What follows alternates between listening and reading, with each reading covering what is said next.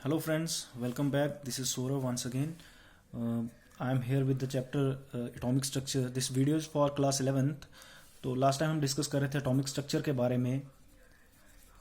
तो atomic structure में last time हमने डिस्कस किया था discovery of electron and proton.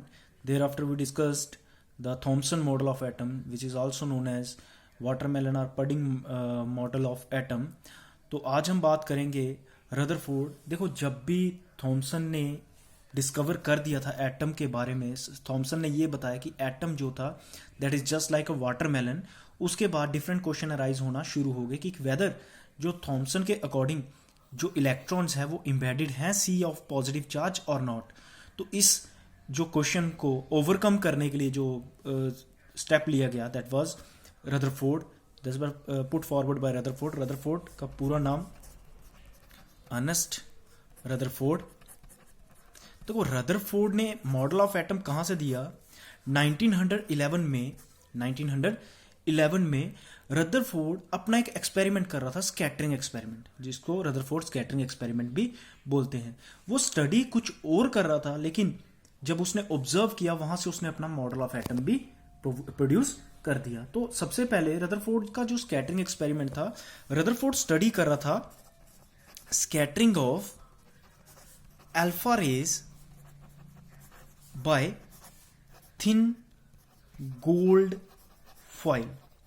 मतलब जो रदरफोर्ड था वो स्टडी कर रहा था स्कैटरिंग को स्टडी करा. ये क्वेश्चन आपने 9th क्लास में भी पढ़ा होगा. तो इसमें क्या है, जो रदरफोर्ड था वो अल्फा रेज का मतलब हो गया हीलियम पार्टिकल्स.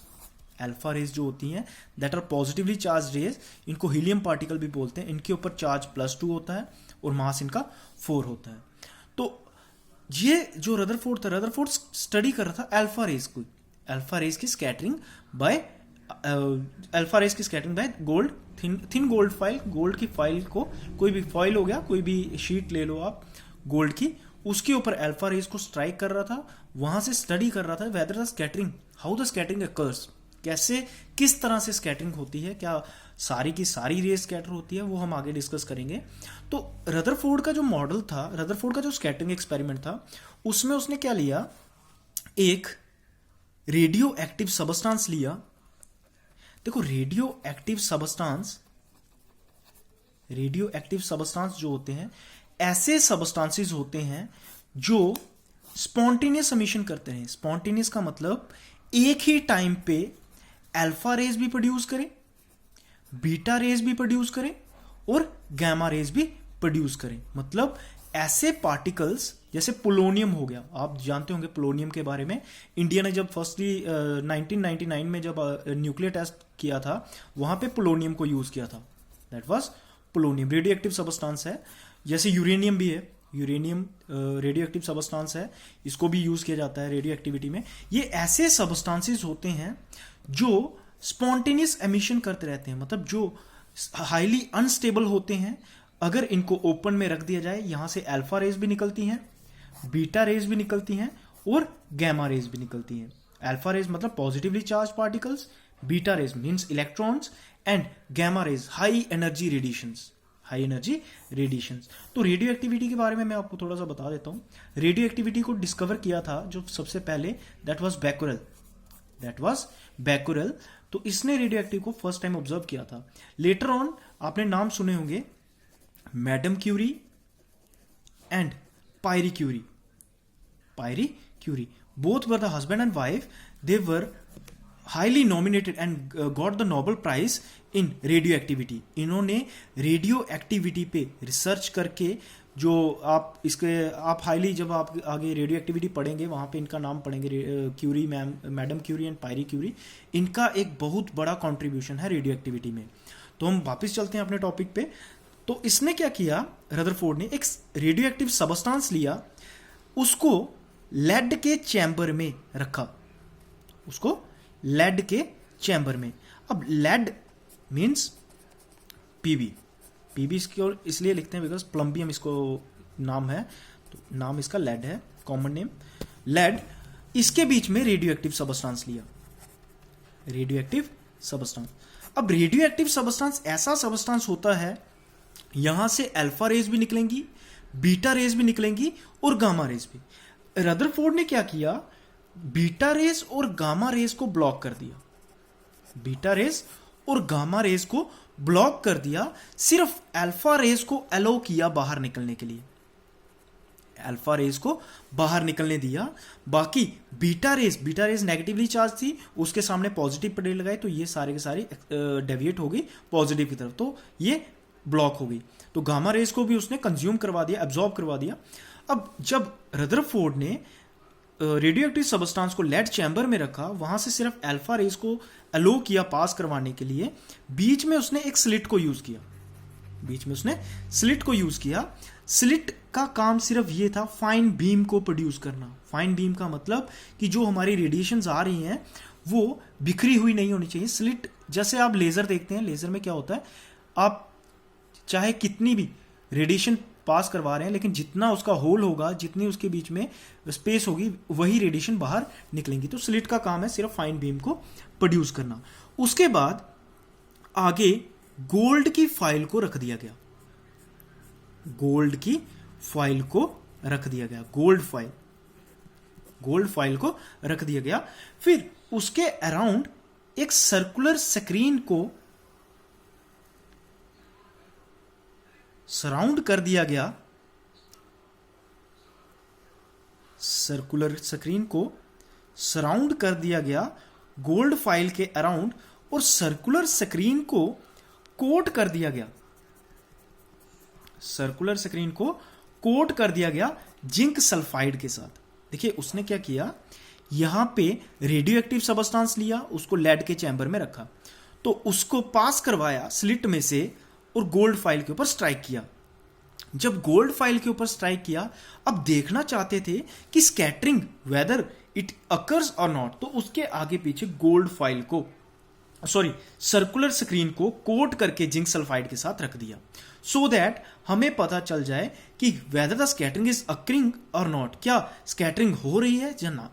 तो यहां से देखिए, जैसे ही ये अल्फा रेज गोल्ड फाइल, ये सर्कुलर स्क्रीन के साथ गोल्ड फाइल से टकराने के बाद सर्कुलर स्क्रीन पे स्ट्राइक करेंगे, तो जैसे ही जिंक सल्फाइड के साथ ये टकराएंगे, वहां पे स्किंटिलेशन पॉइंट बन जाएगा। स्किंटिलेशन पॉइंट का मतलब होता है वहां पे डॉट बन जाएगा, वहां पे डॉट बन जाएगा। तो ये था जो रदरफोर्ड का एक्सपेरिमेंटल सेटअप। एक रेडियो एक्टिव सबस्टांस लिया, उसको लेड के चैम्बर में रखा, फिर एक स्लिट को यूज किया to produce a fine beam of alpha rays, और आगे गोल्ड की फाइल रखती।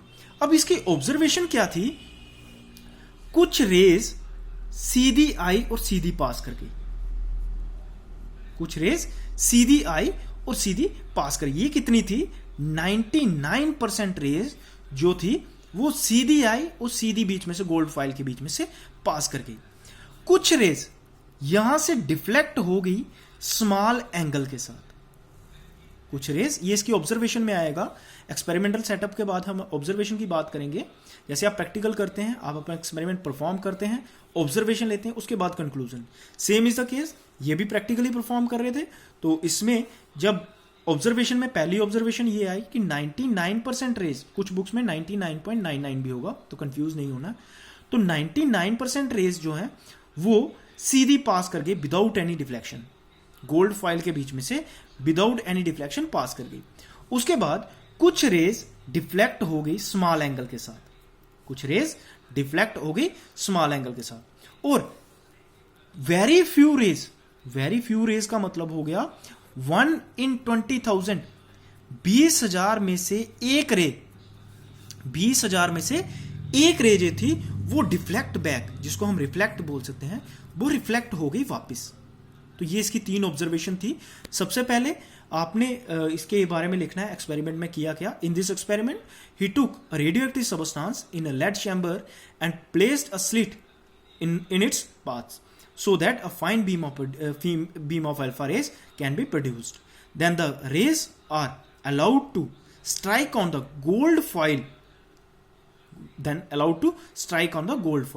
A circular screen coated with zinc sulfide is placed around the gold foil to observe the scattering. तो ये इसका पूरा एक्सपेरिमेंटल सेटअप था। और हमने ऑब्जर्वेशन की बात की, तो इसकी ऑब्जर्वेशन थी, फर्स्ट ऑब्जर्वेशन कि जो रेज थी 99% रेज गोल्ड फॉइल के बीच में से सीधी पास करके विदाउट एनी डिफ्लेक्शन।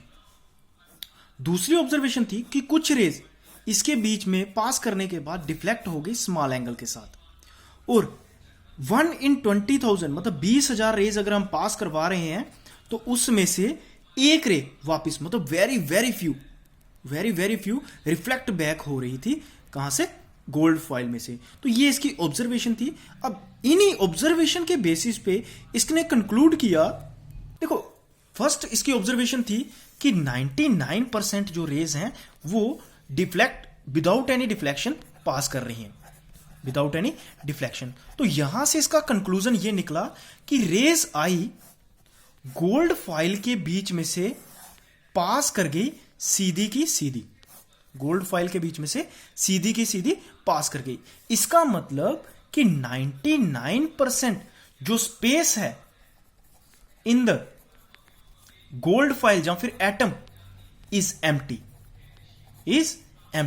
कहने का मतलब यह हो गया कि गोल्ड फॉइल, हालांकि गोल्ड फॉइल के बीच में से जो रेडिएशन है वो पास कर गई। अब गोल्ड फॉइल जो होगी वो thousands of layer of atom की बनी होगी, thousands of layer of atom की बनी होगी, और इनके बीच में इंटर एटॉमिक स्पेसिंग नहीं होगी। एटम्स के बीच में इंटर एटॉमिक स्पेसिंग बिल्कुल कम होगी, इसलिए जो रे है वो इंटर एटॉमिक स्पेसिंग मतलब एटम्स के बीच की स्पेस के बीच में से पास करना मुश्किल होगा। तो इसका मतलब जो स्पेस है वो एटम और एटम के बीच में नहीं बल्कि एटम के बीच में है, दो एटम के बीच में नहीं बल्कि एटम के बीच में खाली स्पेस है। तो ये इसका फर्स्ट कंक्लूजन आ गया कि 99% जो स्पेस है एटम के बीच में वो एम्प्टी है। एम्प्टी का मतलब खाली है। दूसरी इसकी ऑब्जर्वेशन थी कि सम रेज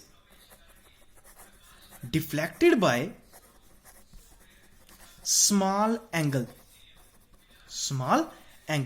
अब देखिए जो रेज पास हो रही हैं किसी एटम के बीच में से that are positively charge, because alpha rays हैं, अल्फा रेज पॉजिटिवली चार्ज होती हैं। अब ये डिफ्लेक्ट हो रही है स्मॉल एंगल के साथ, और हम ये जानते हैं कि डिफ्लेक्शन कौन कर सकता है? अगर पॉजिटिव के सामने पॉजिटिव आए, अगर पॉजिटिव के सामने पॉजिटिव आए, इसका मतलब एटम के बीच में पॉजिटिव चार्ज भी प्रेजेंट होगा, एटम के बीच में पॉजिटिव चार्ज भी प्रेजेंट होगा। तो यहां से हमें सेकंड कंक्लूजन मिल गया कि जो रेज पॉजिटिव रेज थी डिफ्लेक्ट हो रही हैं स्मॉल एंगल के साथ, इसका मतलब जो पॉजिटिव चार्ज है वो एटम के बीच में प्रेजेंट है, इसलिए अल्फा रेज जो है वो डिफ्लेक्ट हो रही है स्मॉल एंगल के साथ। तीसरा आ गया कि 1 in 20,000 रेज रिफ्लेक्ट बैक, कि 20,000 में से एक रे वापिस आ रही है। 20,000 में से एक रे वापिस आने का मतलब हो गया कि देखो कोई भी चीज बाउंस बैक या रिफ्लेक्ट बैक तब हो सकती है जब उसके बीच में कोई मास हो, उसके बीच में मास हो। तो मास, इसका मतलब अगर 20,000 में से एक रे वापिस आ रही है तो इसका मतलब कि एटम के बीच में एक ऐसा रीजन है जहां पे पॉजिटिव चार्ज भी है और सारा का सारा मास कंसंट्रेटेड है यहीं पे, क्योंकि 20,000 में से एक रे वापिस आ रही है। इसका मतलब जहां पे मास है वो रीजन बहुत छोटा है, वो रीजन बहुत छोटा है। देखो मैं कॉमन से एग्जांपल दे रहा हूं, अगर आपके पास एक बॉल है, आप बॉल को दीवार के साथ स्ट्राइक करते हो, वो बॉल वापिस आएगी, वो बॉल वापिस आएगी, बिकॉज दीवार का जो मास है दैट इज हाई। अगर आप उसी बॉल को किसी कर्टन के साथ स्ट्राइक करते हो तो कर्टन के साथ जब स्ट्राइक करने के बाद वो बॉल आगे निकल जाएगी, बिकॉज जो कर्टन का मास है दैट इज लेस। तो कहने का मतलब ये हुआ जब ये रेडिएशन पास करेंगी तो इसके आगे जब हाईली मास कंसंट्रेट होगा तो ये रे वापिस आ जाएगी। तो यहां से हमें तीसरा कंक्लूजन ये मिल गया कि positive charge and mass is concentrated at the center of atom, at the centre of atom. तो ये रदरफोर्ड का कंक्लूजन था। रदरफोर्ड की फर्स्ट ऑब्जर्वेशन थी कि 99% रेज विदाउट एनी डिफ्लेक्शन पास हो जाएंगी। तो वहां से हमें ये हिंट मिला कि 99% अगर रेज सीधी पास कर रही हैं, इसका मतलब 99% जो स्पेस है वो खाली है। दूसरी थी कि कुछ रेज डिफ्लेक्ट हो जाएंगी स्मॉल एंगल के साथ। तो यहां से हमें ऑब्जर्वेशन मिली, यहां से हमें कंक्लूड करने को मिला कि अगर कुछ रेज डिफ्लेक्ट कर रही है स्मॉल एंगल के साथ, इसका मतलब इसके बीच में पॉजिटिव चार्ज प्रेजेंट होगा। तीसरी ऑब्जर्वेशन इसकी ये थी कि 20,000 में से एक रे रिफ्लेक्ट बैक हो रही है। तो यहां से हमें ये ऑब्जर्वेशन कंक्लूजन मिल गया कि मास और चार्ज, पॉजिटिव चार्ज एटम के बीच में प्रेजेंट है, लेकिन स्मॉल रीजन में। तो यहां से ये इसका एक्सपेरिमेंट था, ऑब्जर्वेशन एंड कंक्लूजन। ये था रदरफोर्ड का स्कैटरिंग एक्सपेरिमेंट। अब रदरफोर्ड ने इसी स्कैटरिंग एक्सपेरिमेंट के बेसिस पे अपना मॉडल ऑफ एटम दे दिया, जिसको नाम दिया Rutherford model of atom. Rutherford का जो मॉडल ऑफ एटम था, अब रदरफोर्ड ने जो मॉडल ऑफ एटम दिया, उसने क्या बोला कि एटम के बीच में, बिल्कुल सिंपल सा मॉडल है, इसने पहले पॉइंट में ही सब कुछ क्लियर कर दिया। एटम के बीच में दो पार्ट होते हैं, one is nuclear part, other is extra nuclear part. देखो बिल्कुल इसने एक ही स्टेप में पूरा का पूरा, अगर आपको ये स्टेप याद रहे तो आपको रदरफोर्ड मॉडल कभी नहीं भूल सकता। तो एटम के बीच में दो पार्ट होते हैं, one is nuclear part, other is extra nuclear part. अब पहले हम न्यूक्लियर पार्ट की बात करते हैं। कहता न्यूक्लियर पार्ट जो होता है कंसिस्ट ऑफ न्यूक्लियस। कहता जो न्यूक्लियर पार्ट है वो न्यूक्लियस का बना हुआ है, और न्यूक्लियस क्या है? Small positively charged region where whole of the mass is concentrated, where whole mass of atom is concentrated। कहता है कि न्यूक्लियस जो न्यूक्लियर पार्ट है उसमें न्यूक्लियस होता है, वो न्यूक्लियस का बना होता है। और न्यूक्लियस क्या है? Small positively charge region where whole of the mass is atom. तो इसने ये बता दिया कि जो न्यूक्लियस है वो स्मॉल पॉजिटिवली चार्ज रीजन, और प्रेजेंट कहां है? Centre of the atom, present at the centre of the atom. तो इसने ये चीज बता दी कि जो न्यूक्लियस है वो एटम के सेंटर में है, और ये पॉजिटिवली चार्ज है, और सारा का सारा मास इसी के बीच में कंसंट्रेटेड है। तो ये इसका सेकंड पॉइंट आ गया। फर्स्ट पॉइंट था it consist of nuclear part and extra nuclear part. तीसरा बात करता है कि जो नंबर ऑफ प्रोटॉन्स होते हैं, नंबर ऑफ प्रोटॉन्स वो वेरी करते हैं, vary in atom to atom, कि हर एक एटम में नंबर ऑफ प्रोटॉन वेरी करते हैं। जैसे आप कार्बन की एग्जांपल लेते हो, कार्बन का एटॉमिक नंबर 6 है, इसका मतलब इसमें 6 प्रोटॉन है। नाइट्रोजन का एटॉमिक नंबर 7 है, इसमें 7 प्रोटॉन है। कहता कि नंबर ऑफ प्रोटॉन वेरी कर रहे हैं एटम टू एटम, इसलिए nuclear charge also varies from atom to atom। अगर नंबर ऑफ प्रोटॉन्स वेरी कर रहे हैं एटम टू एटम, इसका मतलब न्यूक्लियर चार्ज भी एटम टू एटम वेरी करेगा। एक एटम में न्यूक्लियर चार्ज अलग होगा, दूसरे एटम में न्यूक्लियर चार्ज अलग होगा। तो ये था इसका थर्ड पॉइंट। तो हमने अभी तक बात की न्यूक्लियर पार्ट की, कि न्यूक्लियर पार्ट में न्यूक्लियस होता है, न्यूक्लियस एक स्मॉल पॉजिटिवली चार्ज रीजन है, यहां पूरा का पूरा पॉजिटिव चार्ज, और मास जो होता है एटम का वो कंसंट्रेटेड होता है। तीसरी बात की कि जो नंबर ऑफ प्रोटॉन होते हैं वो एटम में वेरी कर रहे होते हैं, इसका मतलब कि न्यूक्लियर चार्ज भी वेरी करता है। मोर ओवर आप ऐसा भी लिख सकते हैं कि जो पॉजिटिव चार्ज है न्यूक्लियस का, that is due to presence of proton, कि न्यूक्लियस का जो पॉजिटिव चार्ज है वो प्रोटॉन की वजह से है, और जैसे नंबर ऑफ प्रोटॉन वेरी कर रहे हैं एटम टू एटम, इसलिए न्यूक्लियर चार्ज भी एटम टू एटम वेरी करता है। दूसरी बात आ गई ये extra nuclear part. Extra nuclear part में क्या होते हैं? इलेक्ट्रॉन्स। एक्स्ट्रा न्यूक्लियर पार्ट में इलेक्ट्रॉन्स होते हैं। एक्स्ट्रा न्यूक्लियर पार्ट जो है वो इलेक्ट्रॉन्स का बना हुआ होता है, और इलेक्ट्रॉन्स क्या करते हैं? Revolves around the nucleus. जो इलेक्ट्रॉन्स हैं अराउंड द न्यूक्लियस रिवॉल्व करते हैं in circular path, circular path called orbits, called orbits. कहता है कि न्यूक्लियस सेंटर में होगा, पॉजिटिवली चार्ज होगा, और इसके आगे पीछे इलेक्ट्रॉन रिवॉल्व कर रहे होते हैं इन सर्कुलर पार्ट्स, और इनको पाथ्स को क्या बोलते हैं? ऑर्बिट्स। इन पाथ्स को क्या बोलते हैं? ऑर्बिट्स। तो ये था इलेक्ट्रॉन।